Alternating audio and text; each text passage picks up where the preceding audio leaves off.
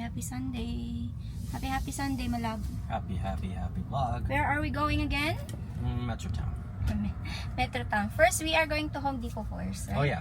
Home Depot and then Metrotown. We are going to buy the washing machine and then the dryer.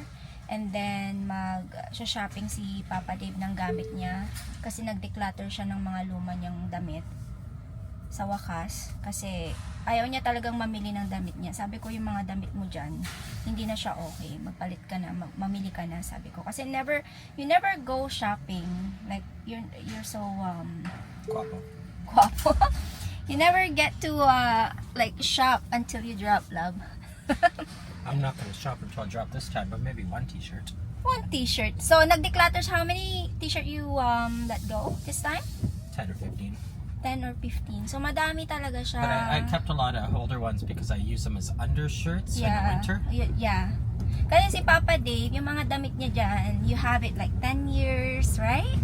So, Like we saw a t-shirt that he's wearing when we went to the Philippines for Christmas. And he's wearing that like when you first time to see the old house, right? Yung dati naming bahay. So, damit niya pa rin hanggang ngayon. Nakakaloka siya. Sabi ko, ako din naman may mga ganon. is this brown out? What brown out? Oh, yeah, you don't have a stuff like. So, sabi ko, it's time for you to go shopping. The weather is raining. It was raining hard earlier, but now it's like ambon-ambon lang. So sana makatulong to sa natin, sa sunog sa mga bundok dito sa BC. Home Depot na kami, mga kalalabs. Tignan lang namin tong mga kasi 'di ba merong mga kinabit doon sa namin, sa bahay, sa condo. Yung mga ganito yung sa butas ng wall. Tapos lalagay mo yan. Titignan namin yung mga prices, ganyan. Is this the one, love? What is that? I want that for the end of our bed. Nah. Yeah. No. I want a princess bed. A princess bed. It goes up with the netting. No, I don't like that idea. Okay, let's check out the other one. Yung pinunta natin dito, yung washing machine. Sinusundan ko lang si Papa Dim. Dito sa Home Depot, ito yung namin, yung parang bilihan ng mga samut-saring para sa construction, parang ganon.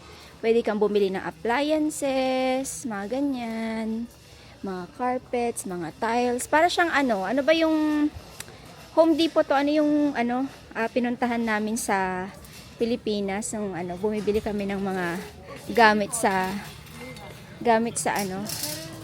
what's that? I don't know, but we can use it for Nicole when she's bad. What is that, do you think? That is for? It's a hard work. Parang to, no? Parang yung nagbubutas ng something sa lupa. Okay, let's check. Dito na naman tayo. You know what I forgot to do? What? Measure the height. The height? Oh no. Check natin kung sakto ba yung sukat ng namin. Kung saan ipapasok yung washing machine ba, tsaka dryer. Yeah, this is the one. Can you measure it?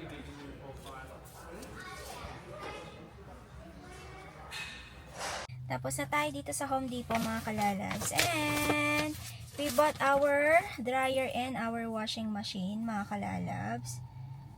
So it cost us $2,317.32. And kasama na dyan yung hindi pala siya kasama. Actually, free delivery, free installation or install. Is that right? Free siya, pero yung tatanggalin yung washing machine is siya, may bayad. So uninstall, you need to pay 180 Canadian dollars. And then bumili din kami ng mga tools para mapalitan yung mga kasama doon sa old washing machine namin. So para bago lahat. Parang siya metal na ring and then new tube. That's a new tube, right, love? The silver one. So yun. And perfect timing kasi naka-sale yung binili namin or yung napili naming washing machine. So, hintayin na lang natin siyang ma-install.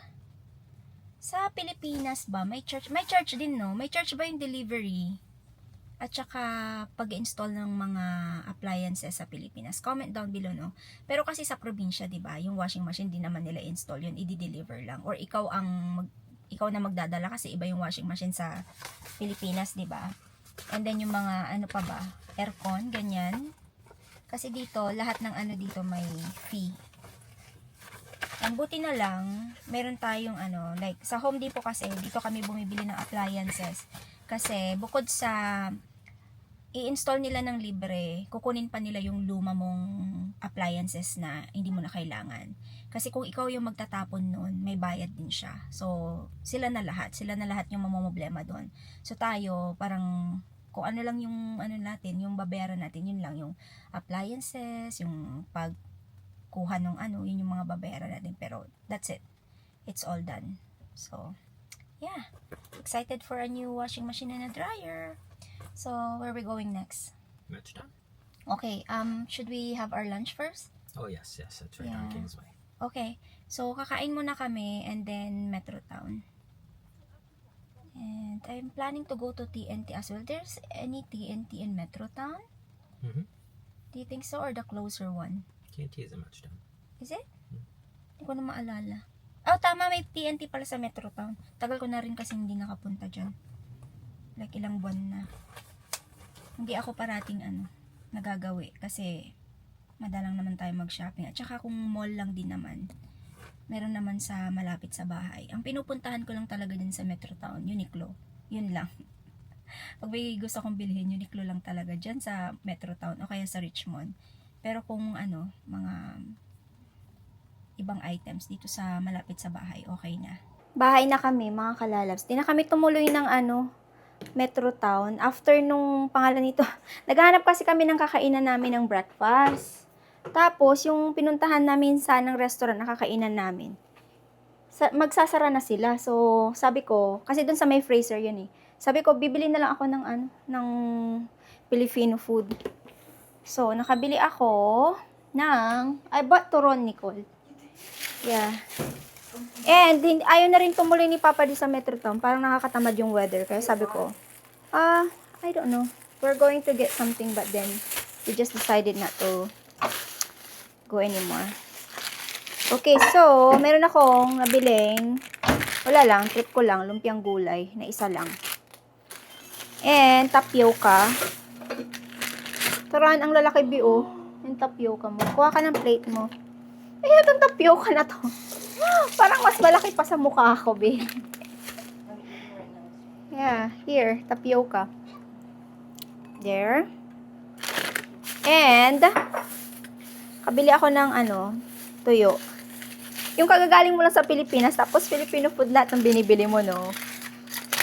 Kasi, alam niyo sa totoo lang, ang hirap makarecover. Tuyo.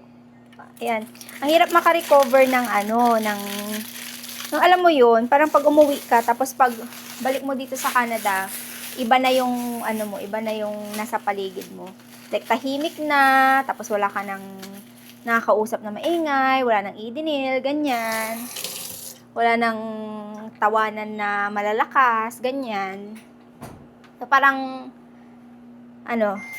sabi ko, ay, dahil na-miss ko sila, bibili na akong pagkain na Filipino food.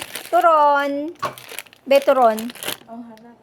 Yeah, and then, bumili ako ng ulam na minudo yata to. Tamad na ako magluto mamaya. So, sabi ko kay Papa Dave, yung na lang, dinner niya mamaya is yung salmon, tapos yung bean salad na ginawa ko nung nakaraan. So, itong mga to, kakainin ko na lang ng alam mo yun? Ay, nako, kain tayo. So, ako ng suka sa usawan para sa dito sa aking gulay na lumpia. Tikman ko lang, pero medyo mamantika siya. Iba pa rin yung ginagawa natin yung mga lumpia-lumpia sa bahay. No? Kasi, mas mo siya, tansyado ba? Tansyado mo yung yung Mantika. Tansyado yung mantika, no? Yung gamit, basta yung mga ingredients ilalagay mo, parang ganun. Ayan, kain tayo. Kain ko ng lumpiang gulay. Taron. Kumunot na siya. Bigla kaming tinamad ni Papa Dave. After kami nag-drive dun sa uwi na lang tayo. Punta pa sana kami Metrotown. Pero, yeah, the weather make us lazy. Kain po.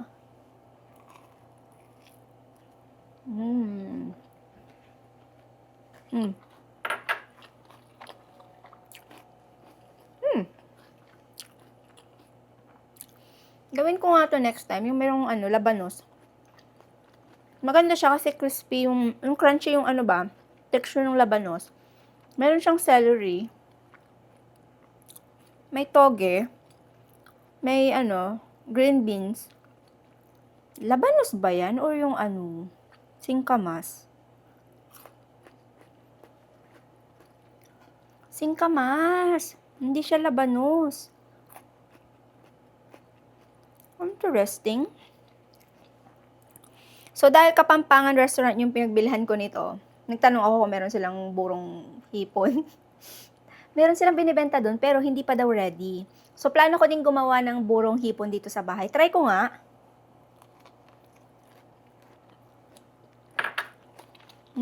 Kasi sa totoo lang, nagustuhan ko yung burong hipon sa Pampanga. Gawin ko nga sa bahay kasi medyo madali lang naman pala gumawa nun. Lutong lutong rice at saka hipon. Tapos asin. Tapos ibuburo mo siya ng 7 days. And then after 7 days, pwede mo na siyang igisa kung ano man yung gusto mong ingredients dun sa buro. Sabi ko, magawa nga yan one day. So pag nagawi ako sa TNT, bibili ako ng fresh na hipon. Gawa tayo ng buro. Kasi masarap siya na isawsaw sa okra, sa talong, sa isda, sa ampalaya. Masarap siya. Ayan, kain muna ako mga kalalabs.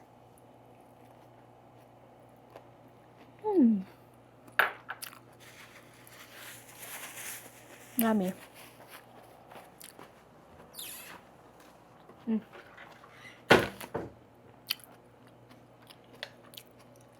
Kain pa more talaga, no?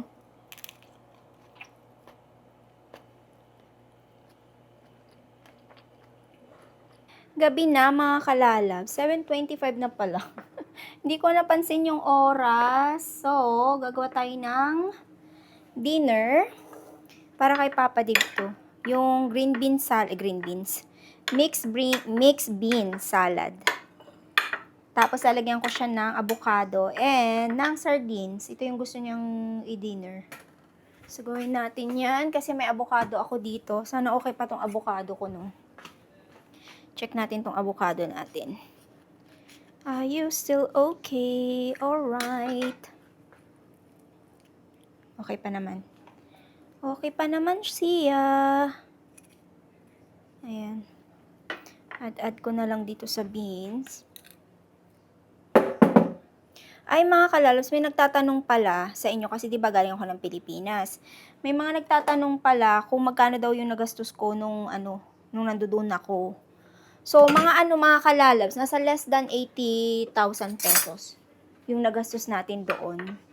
So, mostly is yung mga pagkain, alam nyo naman yan, grocery, tapos yung kasama na doon yung mga kalalabs, yung mga pinambili natin ng mga pasabay ko din.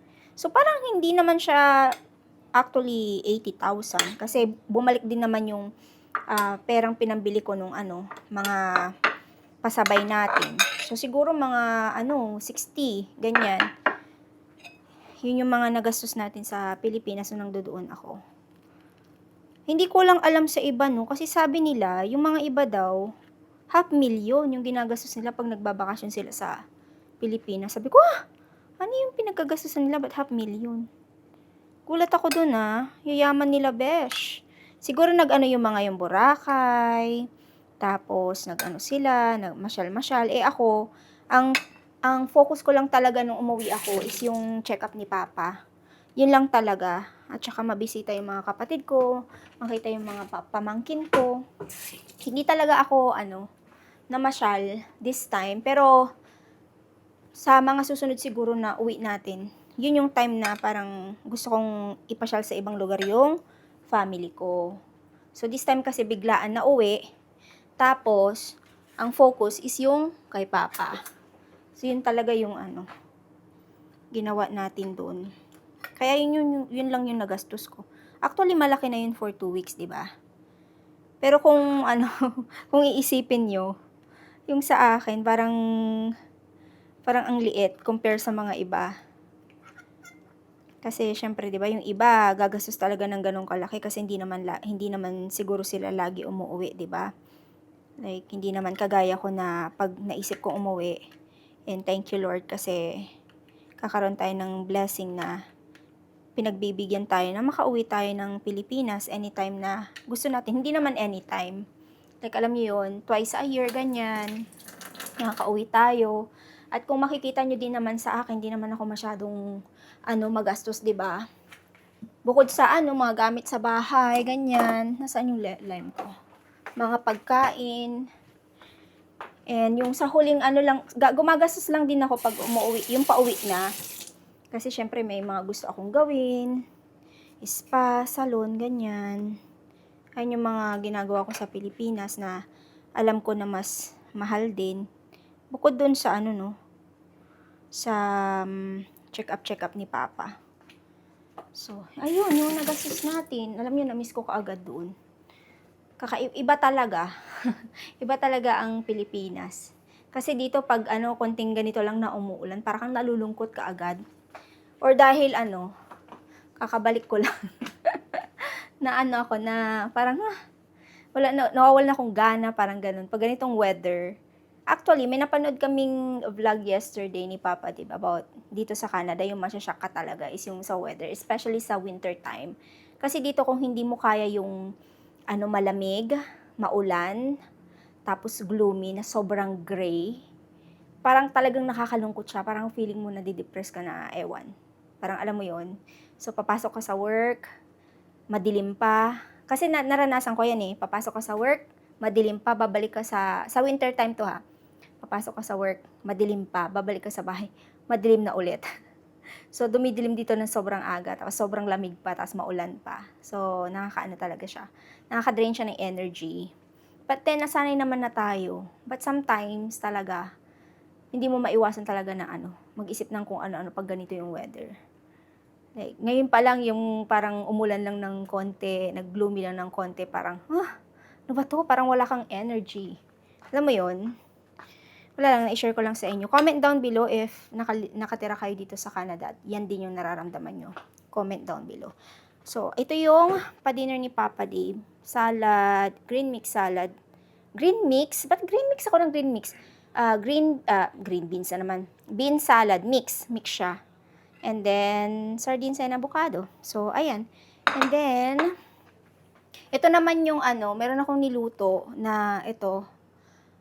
Siya, pork na may lang. Anong tawag dito? Radish. And sinabawan ko lang siya. So, kakainin ko yan with my tuyo. Kasi masarap yan. Pero hindi pa naman din ako gutom. Like, parang busog pa rin ako. Pero it's already 7:30. Supposed to be kumakain kami ng mga 6, 5:30, ganyan. Pero late na rin kasi yung parang kinain ko kanina. Anong oras na yun? Parang nabusog ako dun sa carioca at saka yung lumpia na kinain ko. Parang nabusog nga ako But anyway, ayan, tawagin ko lang si Papa Dave and kain tayo ng dinner. Painit ko na rin siguro tong sabaw ko. Kain na lang din ako. Ayan. Painit natin yan sa microwave. Kain po. Kain tayo. Rice. And then yung aking tuyo. Nicole, are you gonna eat? Let's eat. So, mamaya, pag uwi mo, there's food. Okay, there's a menudo inside the ref. Ito na lang muna yung kakainin ko. Yes, kain po. Ay, nakalimutan ko yung Kalimutan natin yung soy sauce. Dapat may soy sauce ako. Ay, soy sauce, sorry. Vinegar. Kain tayo. Yummy, yummy. Thank you, Lord, for the blessing. Amen. Kain po.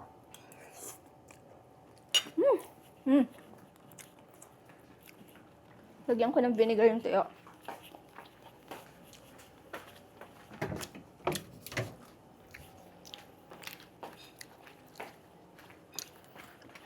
Nakaka-happy naman to.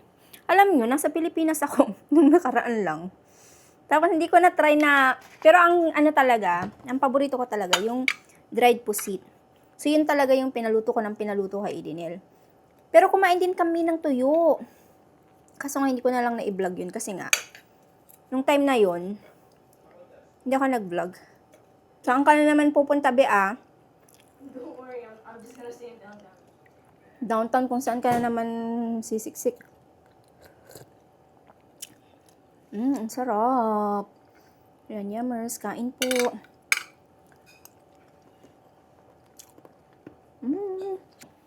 Come here. Ube. I can't feed you all the time. You just have your, you just have your meal. Bala ka dyan. Hinaway ko yung pusa ko, no? Alam nyo ba, pinakain ko na siya ng dinner niya. Tapos, kada tatayo ako, pupunta siya doon sa kainan niya. Hindi ko alam kung ano nangyayari. Come here. Up, up. Ube, come here. Up, up. Come, let's go. Let's go. Come here. Up, up. Parang natatakot siya sa mic ko kasi may ilaw. Let's go. Come here. Up, up na ah. Ay, wala. Hindi kita papakainin ng sobra. Sumusobra ka na ha. Baka mamaya magkasakit ka kain tapos kasi kagabi mga kalalabs, kumain na, pinakain ko siya. Sa sobrang bilis niyang kumain, nagsuka siya. So, ayoko namang ma-over siya. Pinakain ko na siya eh. Ano ba tong alaga kong to? Pasaway lang. Parang ako lang, nabusog nga ako ng bongga dun sa kinain ko eh. Hindi ako makadive. Hindi na ako makahinga sa busog. Gusto niya pang makigaya talaga tong alaga ko talaga naman. Ay, ay. My gosh, Ube. We can't do this anymore. Ay. Tiyan niyo siya oh. Punta siya dun sa ano. Dun sa ano niya. Kita niyo ba yung box ko mga kalabs? Ready na yung box natin. Ayan na siya. Hinahanda ko na siya. Iisa pa lang yan. Pero kung maraming order sa ating pasabay, di bibili ulit ng isang box. Pero isa pa lang yan eh. Yung box ko. Ubay! Bala ka dyan. And mag-e-end na rin ako ng vlog mga kalalabs. Yun na po yung pa-vlog natin. Alam niyo ba tong damit ko na to? Butas-butas na siya. Sabi ni Papa Dib, itapon ko na daw. Paborito ko kasing ano to eh. Paborito kong t-shirt to. Ayan oh. Punit-punit na siya. Sabi niya, itapon mo na kaya yan. Sabi ko, isuot ko pa siya ng isang beses. Kasi ano eh, paborito kong t-shirt to eh. May angel to sa ano. Hindi ko lang may ano sa inyo kasi wala akong pang ano. Pero may angel to. Ano na talaga siya. Kupas na siya. Tapos butas na. Ayan oh. Butas na. Sinusuot pa no. Talaga naman. Pantulog lang naman. Pag wala na akong pantulog, ang mga pinantutulog ko, yung mga ganito. T-shirt, short. O kaya kung malamig na dito, yung pajama. Kaso nga lang dahil mainit pa rin, nag-short ako, tsaka t-shirt. Naubusan na akong pantulog kasi yung pantulog ko, naiwan ko yung isang pantulog dun sa bahay kasi everyday ako nagpapalit ng pantulog. Pag nasuot ko na siya, tapos papalit ko ulit siya. Ganun ako. Ay, nabusog talaga ako. Anyway, thank you all for watching na mga kalalab. Sana po ay na-enjoy nyo yung vlog natin today. If you enjoyed this video, please don't forget to like, subscribe if you haven't yet. I-ring nyo po yung bell icon para ma-notify po kayo sa tuwing mag-upload tayo ng panibagong video. See you on our next vlog mga kalalabs. And tomorrow, I think, magpo-post na ako ng mga benta sa Facebook page. So, kita-kit sa Facebook page. Thank you all for watching. Bye-bye!